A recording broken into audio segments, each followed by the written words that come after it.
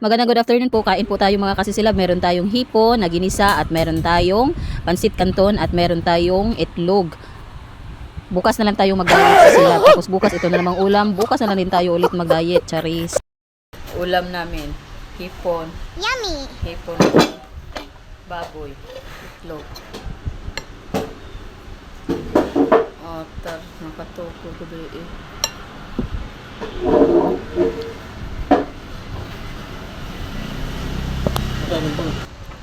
Kita akong sulan. Taon.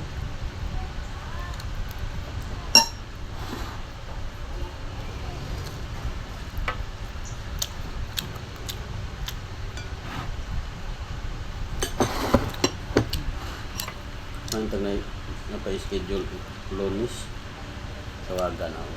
Karon.